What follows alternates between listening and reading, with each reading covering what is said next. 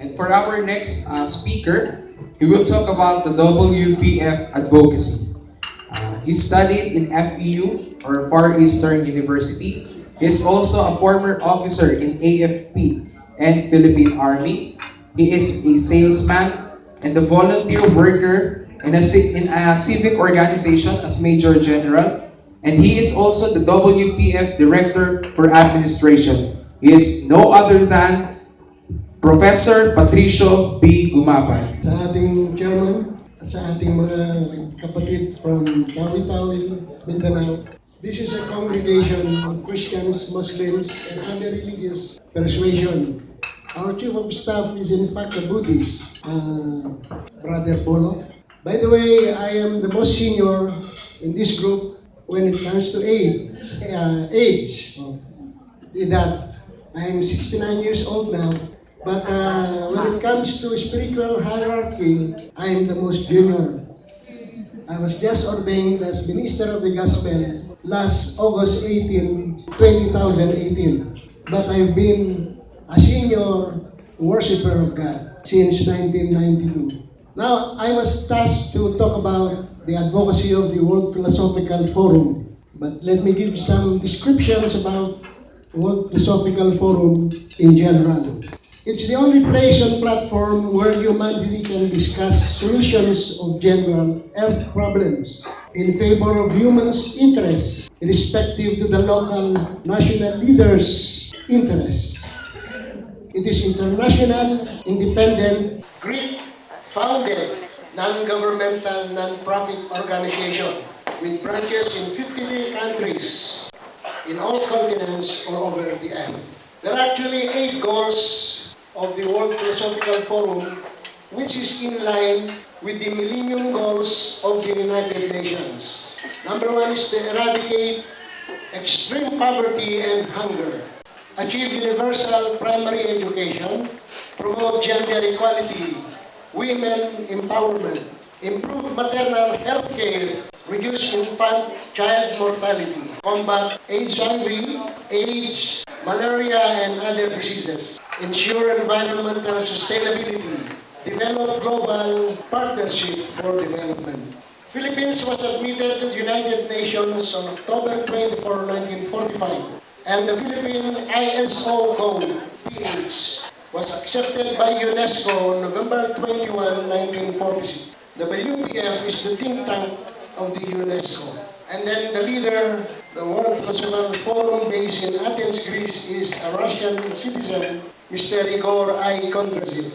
He's the WPF founder, president, and CEO, International Gucci Peace Prize laureate, Secretary General of the Universal State of Earth, Supreme Council of Humanity, Chairman of the World Philosophical Forum Steering Scientific Committee, Rector of the WPF Aristotelian Philosophical Academy, and he is a professor on civic knowledge. Next is about our WPF Philippine branch head, our very own Chairman Sharif Ibrahim Albani.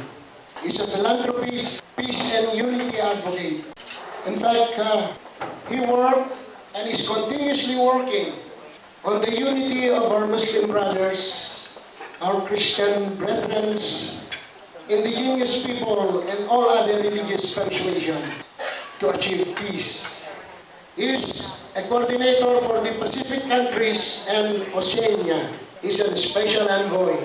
Chairman Shia, in his works, advocates peace, unity, national reconciliation, and education as essential elements in modern societies. Our beloved country must build a progressive and developed nation while preserving its religious values and cultural traditions. He is a committee member of the Universal State of Earth, Supreme Council of Humanity. He is considered a thinker, utak. Siya po isang binigyan ng tasking na mag-isip ng mag-isip dahil sa kalawaan ng kanyang pag-iisip. Life's purpose is life with purpose. Historical Earth Constitutional Convention delegate in Athens, Greece, from October 6 to 7, 2015. He is an ambassador of goodwill and universal state on earth worldwide list of citizen on earth. In fact, these are the following member countries and organizations with the number of members. International Organization 8, Malaysia 298, Russia 55, Greece 48, Indonesia 17, Uzbekistan 12, India 11, Peru 8, Philippines we have 6. Number 74 is Chairman Sharif Ibrahim Albani. And number 191 is PRRD. Anybody knows that abbreviation? Our very own president is number 191. Now we will go to the World Philosophical Forum Advocacy proper. In fact, I have 5 lists here: humanitarian, political, education, business, and economy. On the humanitarian aspect, a committee member of the Universal State on Earth, Supreme Council of Humanity. He is considered a thinker, utak. Siya po isang binigyan ng tasking na mag-isip ng mag-isip dahil sa kalawaan ng kanyang pag-iisip. Life's purpose is life with purpose. Historical Earth Constitutional Convention delegate in Athens, Greece from October 6 to 7, 2015. He is an ambassador of goodwill and universal state on earth worldwide list of citizen on earth.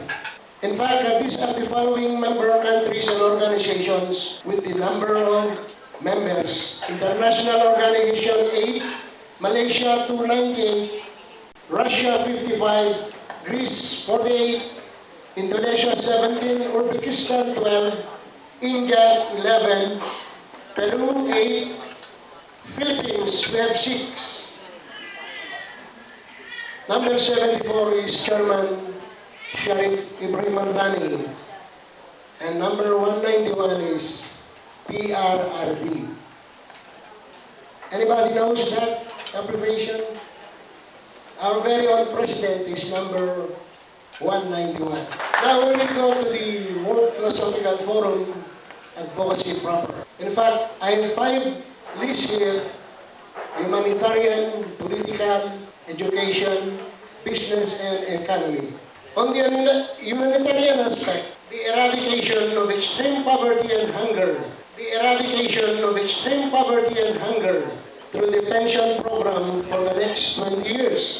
That will start 2020. For example, an average family of 4 children will be sent to school to avail universal primary education, even to the tertiary level. Clothing and shelter will be provided for the family. Gender equality will be observed. Women empowerment will be promoted. Maternal health care will be enhanced, and reduction of infant or child mortality will definitely follow. We will combat HIV, AIDS, malaria, and other diseases. We ensure environmental sustainability, develop a global partnership for development. Number 2 is political aspect. Organization. Any organization, groupings, entities, you've got to have a system to monitor the promulgation of orders, instruction, coordination, or other ways to bring your message to the opposite end of the communication line. That is, from the highest to the lowest strata of command, and back through feedback. Example is, from the chairman down to the board of directors, to the barangay directors and staff, down to the general membership or the barangay constituents themselves. Another aspect in the political component is leadership. Leadership is manifested by one who can motivate, influence, persuade, and make people follow you not only because of their duty or obligation, but better if coupled it with respect out of the deference of your leadership ability. A leader must know how to delegate authority, but always ready and willing to take responsibility for whatever failure or success his man or his unit does. He should not be finger pointing anybody, but the buck should stop at his table. To recall the famous words of President Franklin Delano Roosevelt, that president always says and explains to his visitors, and it is in place in his table, that the buck stops here. That is the essence of being a leader. Huwag po yung nagtuturo, pag pumagpak o sumublay. Pero puro siya ako, pag nagtagumpay. So, the buck always is there at my table. Followed by the words of John F. Kennedy when he said, "What your country can do for you, but ask yourself what you can do for your country." Kung lahat po ng mga leader natin ay kasi yung puso ng mga tao ito, well, our country will be in the top. And with this organization of ours, we'll try to be dedicated and motivated leaders. We need motivated and dedicated leaders for a successful organization or undertaking just like ours. And to quote our very own Dr. Jose Rizal, he said, "There are no tyrants where there are no slaves."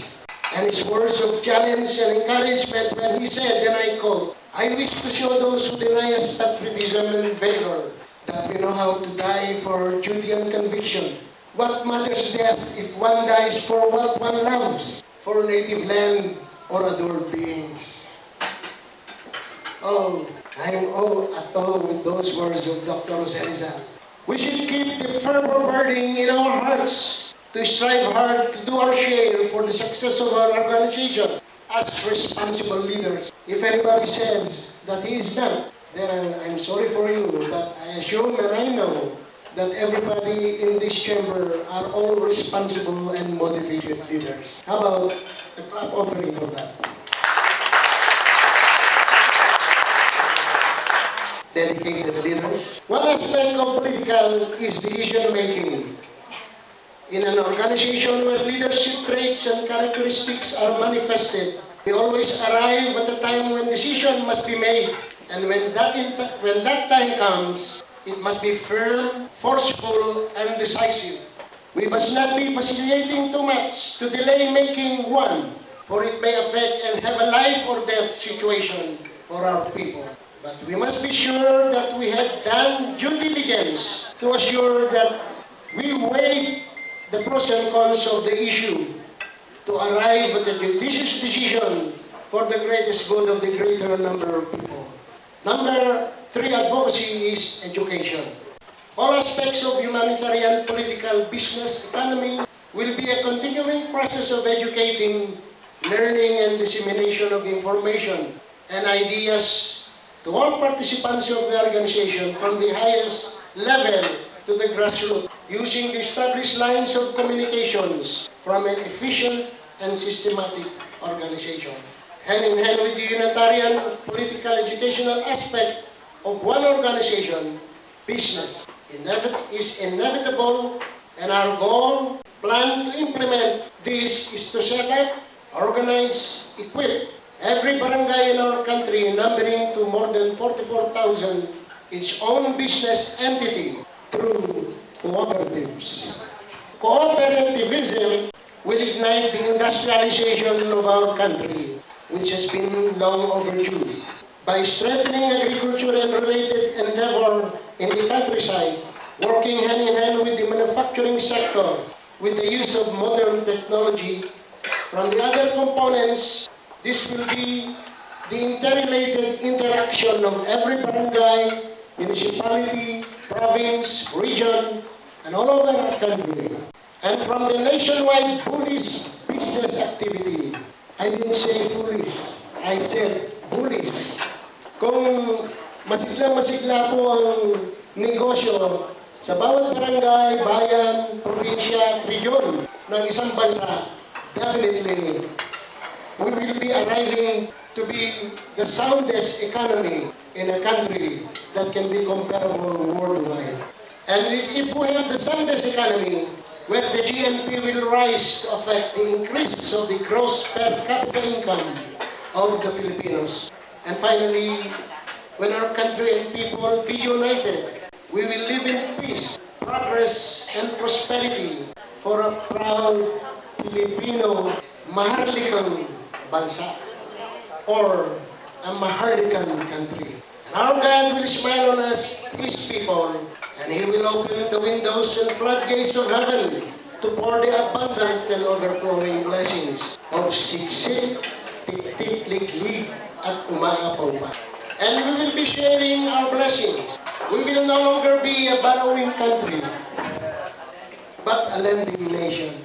We will not be tasking our people, especially the womenhood, to be in service to other countries, just to sustain and make the living conditions of their family. We will now be in a position to recall them back to our country, to serve their respective families and our country. And the other way around, it will no longer us who will be serving them, just like the Professor Rene Salaw said, tayo na po ang mamimili kung anong gusto natin kasambahay. Kung puti o may kulay, that is already our prerogative because of the progress that has been given to us through the blessings of our God. And definitely through our patience, perseverance, and hard work. And this will always emanate from responsible and motivated leaders to produce followers that can toe the line, that can contribute in the best that they can do. Thank you. Thank you, Father, for blessing our collective goals. To work for the eradication of extreme poverty and hunger in our country and promote the general well-being of our people. We lift your name on high. We bless you and bless us so we could be a blessing to others. With the guidance and goodness of the Holy Spirit, in Jesus' name I say,